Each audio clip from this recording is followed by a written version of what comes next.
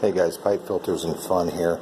Hey, I'm going to try to do this in one take, but if you have a commercial Sloan valve that you've replaced everything on and it's still not flushing properly, there's one thing you might want to check. I mean, we were pulling our hair out trying to fix this thing, and of course, we did the obvious things first.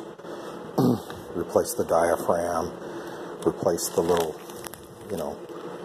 white plastic actuator which goes inside here, and replace the vacuum breaker, and basically, the three main pieces that cause it not to flush. Even replace the little cap insert. None of that fixed the problem. Now, on this particular commercial type, which is found in stadiums, commercial operations, detention facilities, things like that, there's a push button, and you've got two little 1/4-inch clear plastic lines which connect to both sides of this inlet and outlet. And we did all that, and it still wouldn't flush right. Let me show you what I found.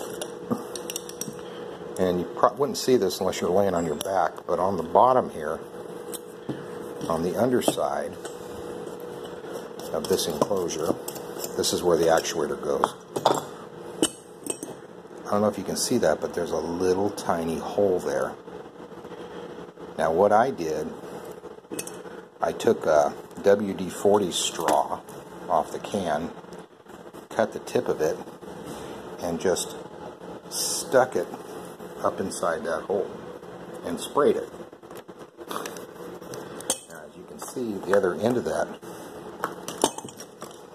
comes up inside that diaphragm housing.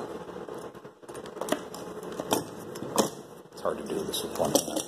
Anyway, if you're having an issue where you've replaced everything and it's still not functioning properly, make sure this hole is clear.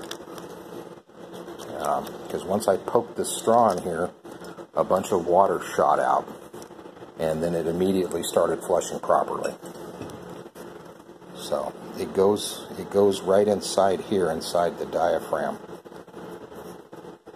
housing. So if the water can't make it through there, it's never going to flush properly. I don't know if you can see that. It's right down.